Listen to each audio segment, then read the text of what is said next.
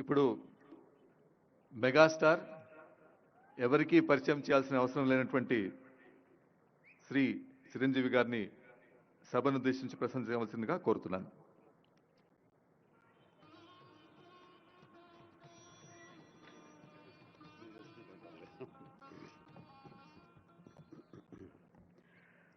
గౌరవ ముఖ్యమంత్రి శ్రీ రేవంత్ రెడ్డి గారికి, గౌరవ ఉప ముఖ్యమంత్రి మిత్రులు ఆత్మీయులు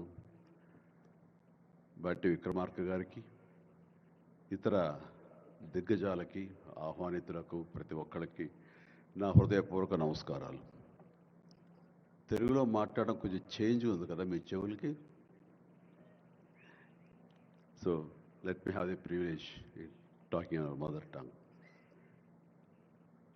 ఇక్కడ మీ అందరికీ అనిపించవచ్చు, ఇక్కడ ఉన్నటువంటి ఆహ్వానితుల్లో చీఫ్ గెస్ట్ ఒక్కొక్కళ్ళు ఒక్కొక్క రంగానికి సంబంధించిన వాళ్ళు, ఫైనాన్స్ రంగానికి సంబంధించిన వాళ్ళు, అలాగే మాజీ గవర్నర్ ఆర్బీఐ సుబ్బారావు గారు, అలాగే ఇతర ఫైనాన్స్ వ్యక్తులు, అలాగే ఆటోమొబైల్ దిగ్గజం మహేందర్ గారు, ఇంతమంది ఉండగా వీళ్ళల్లో చిరంజీవి ఏమిటి సినిమా వాడు అనే భావం మీకు ఉండొచ్చు. మీకు కదా, నాకే ఉంది అది. నేను ఎంతో ఇక్కడ ఫిట్ అవుతాను అని నాకే అనిపించచ్చు. కానీ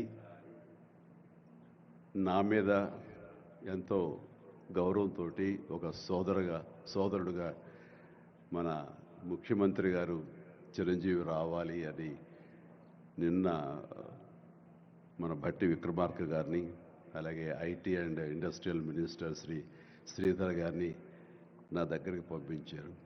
సరిగ్గా వాళ్ళు వచ్చే సమయానికి ఏ పొజిషన్లో నాకు తెలుసా అండి, ఎవరో అమ్మాయితో డ్యాన్స్ చేస్తూ ఉన్నాను. చాలా ఇబ్బంది అనిపించింది అన్నపూర్ణ స్టూడియోలో. సో ఆ సమయంలో వాళ్ళిద్దరు కూర్చోబెట్టి షూటింగ్ ఆపేయంట్రా అని చెప్పి వారి ఇచ్చిన తర్వాత అంత ఆప్యాయంగా నన్ను ఆహ్వానిస్తుంటే, ఇంత గొప్ప సభకి, ఇలాంటి ఒక గొప్ప గ్లోబల్ సమ్మిట్కి, తెలంగాణ రైజింగ్ అంటూ ఒక గొప్ప ఇనిషియేషన్కి 2047 ఇది ఎట్లా ఉండాలి అనే ఆ ఊహ తన బ్రెయిన్ చైల్డ్ అయినటువంటి మన ముఖ్యమంత్రి గారు ఆహ్వానిస్తే అది చాలా ప్రివిలేజ్డ్గా ఫీల్ అయ్యాను, ఎంతో గౌరవంగా ఫీల్ అయ్యాను, ఎంతో ఆనందంగా ఉన్నాను. మీ అందరితో పాటు ఈరోజు ఇక్కడ నేను పార్టిసిపేట్ చేయడం అనేది నాకు దక్కిన గొప్ప అవకాశం, గొప్ప అదృష్టంగా నేను భావిస్తున్నాను. అయితే ఇక్కడ కేవలం చిరంజీవికి మాత్రమే ఇచ్చారు, అందుకే చిరంజీవిని ఆహ్వానించి అక్కడ కూర్చోబెట్టారు అని నేను అనుకోవటం లేదు.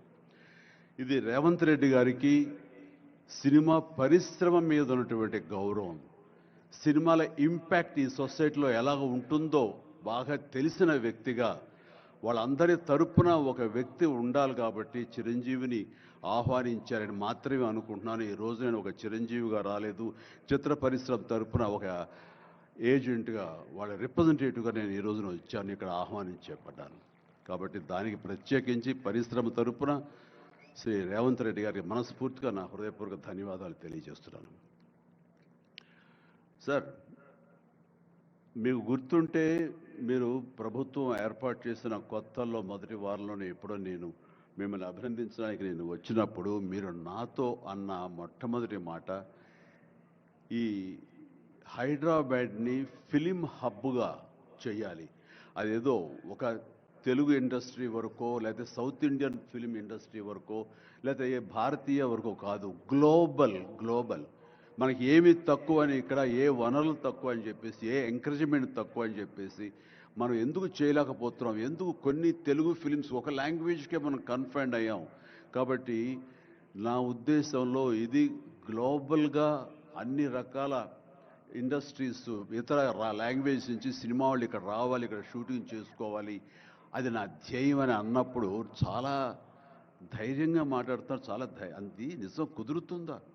ఎక్కడి నుంచో ఇతర దేశాల నుంచి వచ్చి ఇక్కడ షూటింగ్ చేయటం అన్నది, నేను టూరిజం మినిస్టర్గా ఉన్నప్పుడు ఫిలిం టూరిజంగా ఇక్కడ ఎంతమంది ఆహ్వానించడానికి ఎంతో శ్రమ పడ్డాం, ఎంతో కష్టించాం. కానీ ఇక్కడ ఉన్నటువంటి అట్మాస్ఫియర్ కానీ ఎంకరేజ్మెంట్ కానీ ఆయా గవర్నమెంట్లు అంత లేకుండా ఉండటంతో అది అంత పూర్తిగా సఫలీకృతం కాలేకపోయాం. ఆ ఉద్దేశంతో నేను ఎంతో కొంచెం స్కెప్టికల్గానే ఉన్నాను. ఎంతవరకు కుదురుతుంది, ఈయన డ్రీమ్ సక్సెస్ చేయగలరా అని అనుకుంటూ, మీరు ఏమైనా చేయండి, మీ గైడెన్స్ ఇవ్వండి, మీరు ఏం చెప్తే దాన్ని ఫాలో అవడానికి మేమందరం రెడీగా ఉన్నామని ఒక మాట ఇచ్చి మాత్రం అన్నాను. కానీ విత్ ఇన్ నో టైం ఇంత పెద్ద ఎత్తున ఈయన అన్ని రకాల సెక్టార్స్ వాళ్ళని ఇన్వైట్ చేయటి, గ్లోబల్గా అందరినీ వెల్కమ్ చేసి ఈ రోజున అందులో ఒక పార్ట్గా సినిమాలను కూడా ఆయన వెల్కమ్ చేస్తున్నారంటే కనుక అది హ్యాట్స్ ఆఫ్. అది ఆయన ఒక్కరి వల్లే అయ్యింది. అన్నది అన్నట్టుగా కాకుండా అన్నది సాధ్యం చేసేలాగా ప్రాక్టికల్గా ఈ రోజున మనందరం చూస్తున్నాము. ఇది చాలు, డెఫినెట్గా ఆయన అనుకున్నది సాధిస్తారనే ప్రగాఢమైన నమ్మకం నాకు ఏర్పడింది. ఎందుకంటే ఆయన అన్నది హైదరాబాద్ అనేది సెంట్రల్ లొకేటెడ్ మన కంట్రీలో. ఏ ఇతర ఇంపార్టెంట్ సిటీస్కి వెళ్ళాలని సరే 1 అవర్ డిస్టెన్స్లోనే ఉంది. మేబీ ఢిల్లీ ఇంకొక 1 అవర్ పడుతుందేమో తప్ప. అండ్ ఇక్కడ లేని లొకేషన్స్ ఎక్కడ లేవు, ఎక్కడ లేకుండా పోలేదు. మనకు మంచు కొండలు ఉన్నాయి, థార్ డెజర్ట్స్ ఉన్నాయి, అడవులు ఉన్నాయి, వర్షాలు పడేవి ఉన్నాయి, లాంగెస్ట్ బీచ్లు మనకు ఉన్నాయి. ఏమి తక్కువ, ఏ లొకేషన్స్ తక్కువ, ఏ వనరులు తక్కువ. ఇక్కడ పని చేయడానికి వాళ్ళకి స్కిల్ డెవలప్మెంట్ చేయగలిగితే కనుక పని చేయడానికి ఎంతోమంది ముందుకు వచ్చి సినిమా పరిశ్రమ ద్వారా ఉపయోగపడి వాళ్ళ కుటుంబాలకు వాళ్ళు ఉపయోగించుకుంటారు. ఇది ఆ పొటెన్షియల్ పూర్తిగా ట్యాప్ చేయలేదన్న మాట వాస్తవం. వారు అది నేను అంగీకరిస్తూ మా సలహాల కోసంగా ఆయన కొన్ని సెమినార్లు ఫ్యూచర్లో నడిపిస్తామన్నారు. ఇప్పుడు కూడా అలాంటి చిన్న సెమినార్లు మా పెద్దల మధ్య, సినిమా పెద్దల మధ్య జరిగింది. అయితే ఇది కాంప్రహెన్సివ్గా కన్సాలిడేట్గా జరిగేలాగా విత్ ఇన్ షార్ట్ టైం మేము అందరూ కూడా ముందుకు వస్తాము.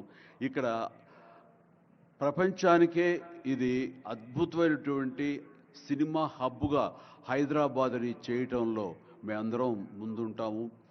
అండ్ ఈ రోజున చూస్తే కనుక బాలీవుడ్ నుంచి సల్మాన్ ఖాన్, అజయ్ దేవ్గన్లు వచ్చి ఇక్కడ మేము స్మార్ట్ డిజిటల్గా కానీ అడ్వాన్స్డ్ ఫ్యూచరిస్టిక్ స్టూడియోస్ని మేము ఇక్కడ పెడతామని అంటాం అన్నది ఇది శుభారంభం. ఇదే ఇన్స్పిరేషన్గా నేను కానీ, నాగార్జున కానీ, వెంకటేష్ కానీ, ఇతర హీరోలు కానీ, ఇతర ప్రొడ్యూసర్స్, నిర్మాతలు ఎంతోమంది ఈ రోజున ఇక్కడ ఉన్నారు ఈ సభ్యుకుల్లో. వాళ్ళందరూ కూడా ముందుకు వచ్చి చేయాలన్న ఒక కుతూహలం కానివ్వండి, అది పూర్తిగా ఛార్జ్ అయి ఉన్నారంటే ఎలాంటి అతిశయోక్తి లేదు. అండ్ ఈ రోజున ప్రపంచపరంగా చూస్తే సినిమా ప్రభావం ఎంత ఉంటుంది, ఈ సాఫ్ట్ పవర్ ఎంత ఉంటుందన్నది నేషనల్ వైడ్గా కూడా కేంద్ర ప్రభుత్వం కూడా వేవ్స్ అనేది ఒకటి ప్రారంభించి అందులో మమ్మల్ని అందరూ కూడా పార్ట్ చేశారు. అంటే ఎకనామికల్గా అది ఎంత పవర్ ఇస్తుంది, మన కంట్రీ జీడిపికి ఎంత కంట్రిబ్యూట్ చేస్తుందో అనడానికి బాగా వాళ్ళందరికీ తెలిసిన వాళ్ళు కాబట్టి సినిమా మీద అంత దృష్టి పెట్టారు. సినిమాని కేవలం పేరు తీసుకురావడమే కాకుండా ఎంతో కంట్రిబ్యూట్ చేస్తుంది, ఎంతోమందికి ఎంప్లాయ్మెంట్ జనరేట్ చేస్తుంది, ఎంతోమందికి ఉపాధి కల్పిస్తుంది. అంటే ఉదాహరణకి కొరియా తీసుకుంటే కనుక కొరియాలో బిగినింగ్ ఇనీషియల్గా వాళ్ళందరూ యూత్ అనేవాళ్ళు నైట్ ఈవినింగ్ అయ్యేసరికి చాలా పక్కదారులు పడుతున్నారు, కొన్ని వ్యసనాలకి లోనవుతున్నారు. ఆ రకంగా యూత్ నిర్వీర్యమైపోతుంది. ఏం చేయాలంటాం వాళ్ళందరూ కలిపి వీళ్ళని ఎంటర్టైన్మెంట్ వైపు కనుక మనం డైవర్ట్ చేయగలిగితే, be it is music, be it is singing or films, ఇంకోటి ఇవన్నీ ఎంటర్టైన్మెంట్గా చేయగలిగితే కనుక వాళ్ళు ఆక్యుపై అయి ఉంటారు. తద్వారా వాళ్ళు ప్రోగ్రామ్స్ ఇవ్వగలుగుతుంటారు. వాళ్ళందరూ నిష్ణాతులయ్యి వాళ్ళ ఫ్యామిలీకి వాళ్ళు బాసటగా ఉంటారు. తద్వారా వాళ్ళ నుంచి జనరేట్ అయ్యి ఎంతో కొంత వాళ్ళు క్రైమ్ వైపు వెళ్లకుండా ఉంటారు. ఆ రకంగా క్రైమ్ రేట్ తగ్గించుకోవచ్చు అనే భావంతో కొరియన్ గవర్నమెంట్ స్టార్ట్ చేసింది. కానీ ఈ రోజున ప్రపంచపరంగా Korea K pop, K drama, K music అంటూ కొరియన్ వాళ్ళ ఎకానమీ, వాళ్ళ జీడిపికి ఎంతో కొంత కంట్రిబ్యూట్ చేస్తుంది. ఎన్నో బిలియన్స్ ఆఫ్ డాలర్స్ కంట్రిబ్యూట్ చేస్తుంది ఈ యొక్క సాఫ్ట్ పవర్ మ్యూజిక్ అన్నది.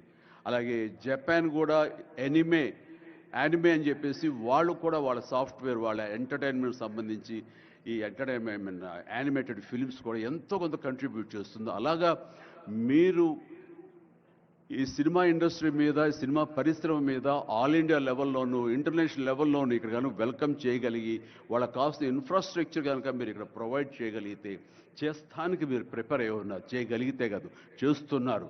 దానికి మా నుంచి పార్టిసిపేషన్ కావాలి.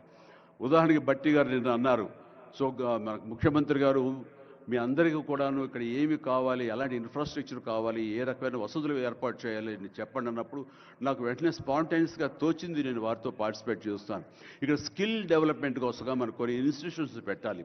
అది డ్రైవర్ల దగ్గర నుంచి, మేకప్ మెన్ల దగ్గర నుంచి, కాస్ట్యూమర్స్ దగ్గర నుంచి, ఒక ఎడిటింగ్ దగ్గర నుంచి, సౌండ్ సిస్టమ్ దగ్గర నుంచి, కెమెరామెన్లు, డిఓపీలు అండ్ యాక్టింగ్ సంబంధించిన స్కిల్స్ కానివ్వండి, అలాగే డైరెక్షన్ కానివ్వండి, వాట్ నాట్, ఎన్నో ఈ ఇండస్ట్రీలో ఎన్నో శాఖలు ఉన్నాయి.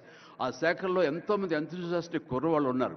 వాళ్ళు చదువు ఒక మాదిరి చదివైనా సరే ఆ చదువు ఏం తెచ్చి పెడుతుంది అనుకుంటే కనుక ఈ రోజున గొప్ప గొప్ప డైరెక్టర్స్ ఉన్నారు. ఈ రోజున ఇంటర్నేషనల్ లెవెల్కి మన సినిమాని తీసుకొస్తున్న డైరెక్టర్ వాళ్ళందరూ డిగ్రీ కూడా చదవలేదు. సో చదువు ఇది ఇంపార్టెంట్ కాదు, మీకున్న ఇంట్రెస్ట్ ఇంపార్టెంట్.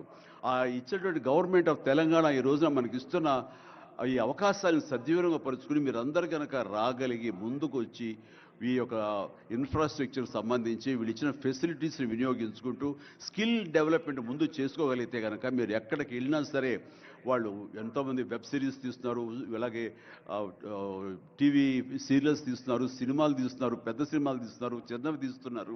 అలాగే ఈ రోజున కేవలం స్క్రీన్ మీదే కాకుండా మొబైల్కి సంబంధించినటువంటి సినిమాలు కూడా చాలామంది తీయటానికి సమాయత్తం అవుతున్నారు. ఇది ఫ్లిప్ అని ఇంటర్నేషనల్గా వస్తుంది. ఇప్పుడే మహేంద్ర గారు నాతో మాట్లాడుతూ ఈ వర్టికల్ సంబంధించిన ఫిలిమ్స్ 3 minutes నిడివి, అయితే 10 minutes మ్యాక్సిమం 10 minutes నిడివి ఉన్నటువంటి సినిమాలు మనం చేయగలిగితే అది ప్రతి వాళ్ళ చేతుల్లో ఉండి అది వాళ్ళందరూ ఎంటర్టైన్ చేయగలుగుతుంది. దానివల్ల ఎంతో ఎకానమీ మనం డెవలప్ చేయొచ్చు, ఎంతోమందికి ఉద్యోగ అవకాశాలు ఇవ్వచ్చు. నేను దాన్ని ఇనిషియేట్ చేస్తానంటూ మహేంద్ర గారు చెప్తూ వచ్చారు. సో ఇవన్నీ కూడా ఇది సాదాసీదాటువంటి కాదు.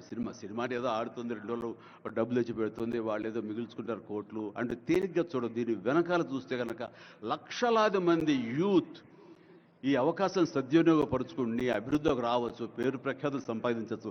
తద్వారా ఇన్ రిటర్న్ మీరు కూడా ఈ కంట్రీకి, మన తెలంగాణకి మీరు ఎంతో కొంత ఎకనామికల్గా మన గ్రోత్ అవడానికి ఆర్థికంగా కూడా మీ సపోర్టు లభిస్తుంది. It's mutually reciprocal. కాబట్టి ఈ రోజున ఇక్కడ స్టూడియోకి స్థలాలు ఇస్తామంటున్నారు. స్కిల్ డెవలప్మెంట్కి కావాల్సిన క్లాసెస్ కావాల్సిన ఫ్యాకల్టీస్ కనుక అధ్యాపకులు మనం తెచ్చుకుంటే వాళ్ళ ద్వారా ఎంతోమంది ట్రైనింగ్ ఇచ్చిన వాళ్ళం అవుతాము. ఇది సద్వినియోగపరచుకోండి. దీని మీద మన ఇండస్ట్రీలో పెద్దలు కూడా సీరియస్గా ఆలోచించండి. దీని మీద నేనైతే సీరియస్గా తీసుకున్నాను, వారితో అదే అన్నాను. మీరు ఒక సెమినార్ లాంటిదో లేకపోతే చిన్న క్లోజ్డ్గా మీరందరూ నాకు ఇన్వైట్ చేయగలిగితే కనుక ఇలాంటివి ఏమైనా సదస్సులు మాకు చిన్న ఎత్తులో సినిమాకు సంబంధించి మీరు చేయగలిగితే కనుక మేమందరూ దీన్ని మరింత ముందుకు తీసుకువెళ్ళి మీ కళ ఏదైతే ఉందో, మీ బ్రెయిన్ చైల్డ్ ఏదైతే ఉందో దాన్ని ముందుకు తీసుకెళ్ళి ప్రపంచం మొత్తం ఎంటర్టైన్మెంట్ రంగానికి సంబంధించి ఈ తెలంగాణ వైపు, ఈ హైదరాబాద్ వైపు మనం చూసేలాగా చేస్తామన్న ధైర్యం నాకు ఉంది, భరోసా ఇస్తున్నాను. నా వంతు కృషి నేను చేస్తాను. నా ఈ అవకాశం ఇచ్చేందుకు ధన్యవాదాలు మా ముఖ్యమంత్రి గారికి, అలాగే ప్రతి ఒక్కరికి నా హృదయపూర్వక ధన్యవాదాలు మరొకసారి తెలియజేస్తున్నాను, ముగిస్తున్నాను. జై తెలంగాణ, జై హింద్. ధన్యవాదాలు సార్. మీరు మాకు చెవులకు పట్టిన తుప్పును వదిలించారు తెలుగులో మాట్లాడి. ఇప్పుడు శ్రీ సుమన్ బెర్రీ గారు